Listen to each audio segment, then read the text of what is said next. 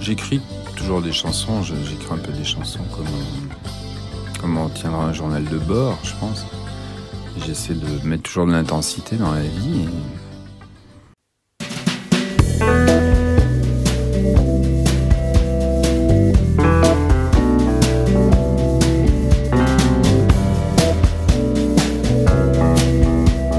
Comment est-ce que ça se passe aujourd'hui, Jean-Louis Murat, dans votre coin, en Auvergne? Que reste-t-il de ce monde agricole que vous racontez? Je pourrais reprendre la chanson presque. Ah oui? Voilà mon deux moderne et son cul plein de boue, accusant la montagne d'être obstacle à la joie. Il faut vendre la terre, il faut vendre les prés. Ça n'a pas beaucoup changé, hein. C'est-à-dire Vous voyez venir des gens de la ville? On a un peu comme les Indiens, je pense. Les Indiens en 1860 aux États-Unis, un truc comme ça.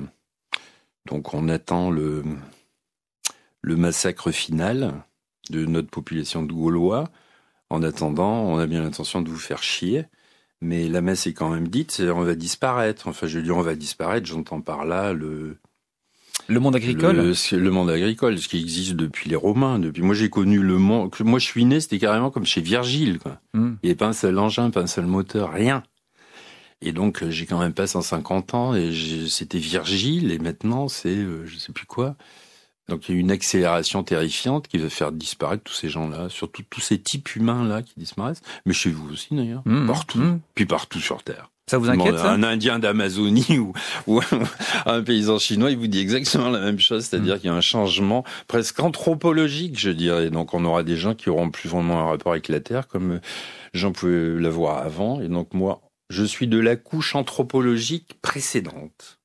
C'est-à-dire que mon rapport est plutôt, je me sens plutôt chez Virgile que chez... Mais ça vous inquiète, cette disparition? Mais ça m'inquiète pas du tout. Je veux dire, c'est que ça avance, c'est comme ça. Qu'est-ce que vous voulez y faire? Un jour, il y aura plus de vaches, par exemple. Ils vont plus boire de lait, plus manger de viande, tout ça. Donc, il y aura plus de vaches. Et alors, ça, on va pas se taper la tête après le mur. Personnellement, je m'en fous un peu. Moi, j'ai connu Virgile, donc je m'en fous. Et ceux qui ne le connaîtront pas, tant pis pour eux.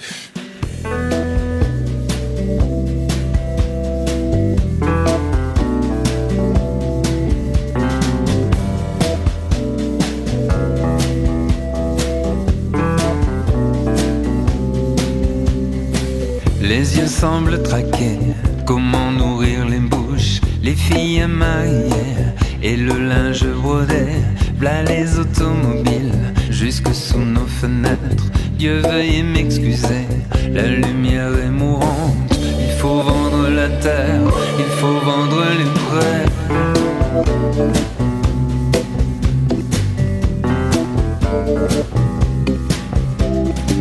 Il faut passer le bois, grand-mère tient la maison pour quelques cutéreux sans plus d'éducation. Qu'elle travaille de nuit, foutue dans un dancing, de l'eau jusqu'aux chevilles, tout nous tient désolé. Il faut vendre la terre, il faut vendre les prés.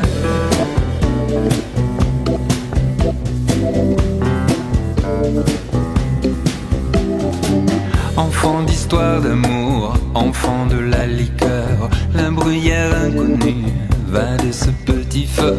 Nous avons tant d'ennuis, ne blâmez pas le père. Voilà le temps de vivre par les choses éphémères. Il faut vendre la terre, il faut vendre les prés.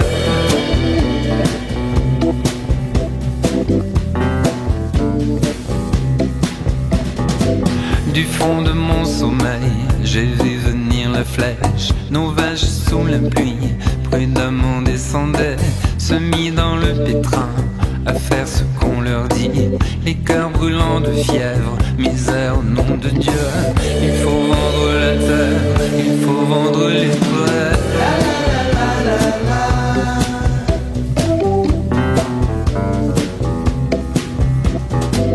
Voilà monde moderne et son cul plein de boue, accusant la montagne d'être obstacle à la joie, qui nous toise à travers ce devenir sombre, en tombée de la nuit. Tiens, nous v'là livre mort. Il faut vendre la terre, il faut vendre les prés.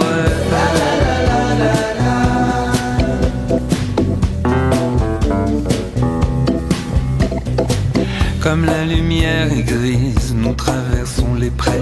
Quand récité par cœur et souvenir des lieux, reste de vie stagnant, comme reste une eau morte. Premier bouquet, Misère au nom de Dieu, il faut vendre la terre, il faut vendre les prêts.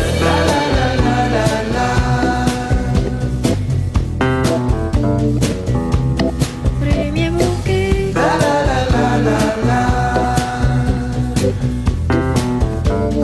premier bouquet,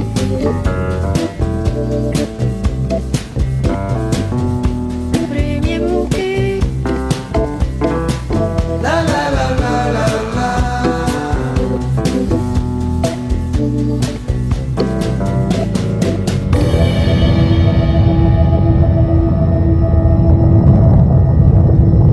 Il y a dans votre dernier album Grand Lièvre une chanson, Vendre des prés, qui évoque le dépeuplement des montagnes. Vous pouvez nous en dire deux mots de cette paysannerie qui, par parenthèse, est elle aussi en voie de disparition et compte chaque année un nombre impressionnant de suicides. La fin de l'agriculture, ça vous affecte à ce point-là? C'est quand même beaucoup plus général, hein. C'est pas strictement français. La fin de l'agriculture en France, il y a déjà un demi-siècle que c'est plié, hein.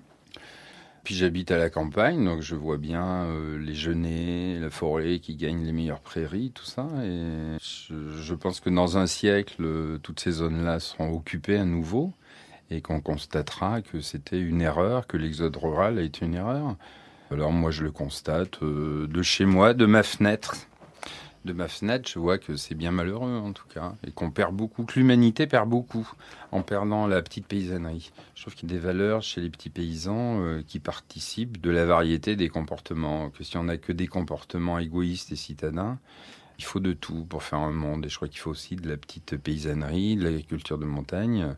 Enfin, je veux pas non plus être le héros avec AU, bien sûr, le héros de la lutte contre la désertification. Je pense que c'est une grosse erreur et que c'est très douloureux pour les paysages et pour la perte que ça représente dans la richesse des comportements.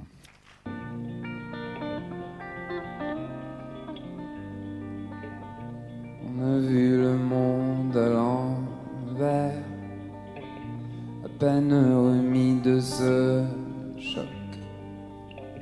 Ils nous laissèrent un seul hiver pour tout voir en bloc. Ouh, ouh, ouh. Là, il me faut mes camarades. Vous voulez pas venir faire les chœurs, les gars? Ouh. Ah, Régis, t'es bien en choriste, Régis. Vous mettez là. On répète un coup. 2, 1, 2, 3, 4. Ouh, ouh, ouh. Très bien. Très bien.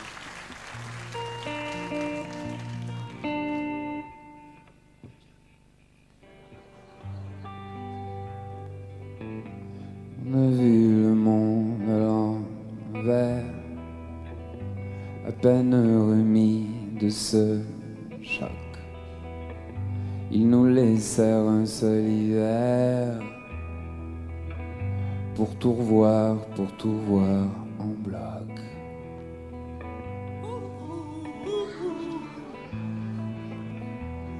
C'est ça le monde paysan, hein.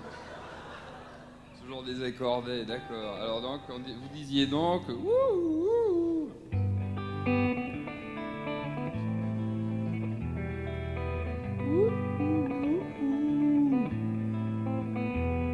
Alors...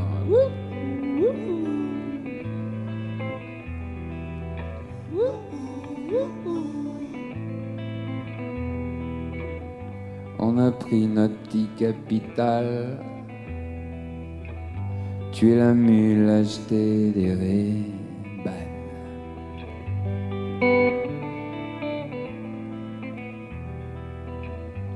FNSEA, mon capitaine, plus de solutions, rien que des problèmes.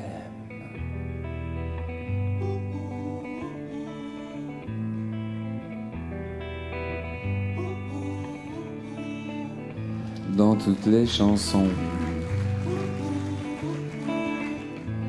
Et Ebga, ils arrêtent le fromage.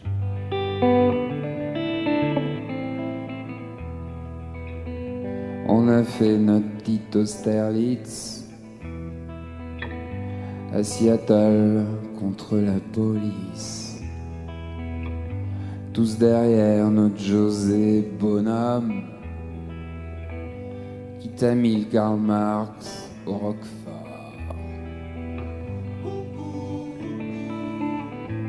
Et le gars,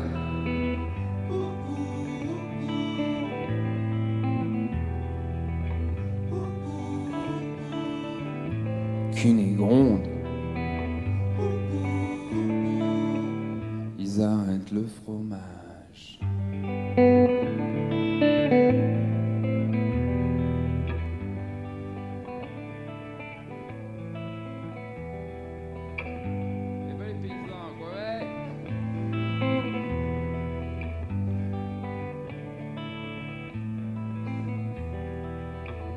Ici, plus tu crèves, plus on t'aime. Mais bon Dieu, quand même.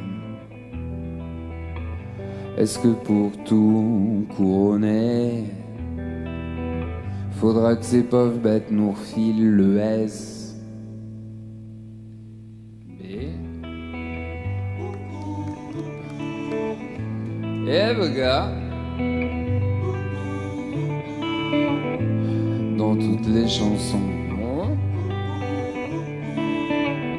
Et le gars, ils arrêtent le fromage.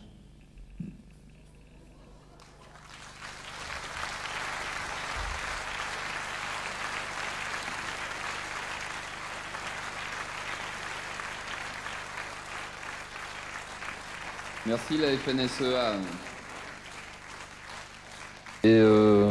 Et moi, pendant 15 ans, j'ai dormi, ma chambre était contre les tables. Donc tout ce bruit de fond, là, les bêtes, le bruit des chênes, les pas, tout ça, c'est les bruits de mon enfance. Ça a vraiment peuplé tous mes rêves et toutes mes nuits.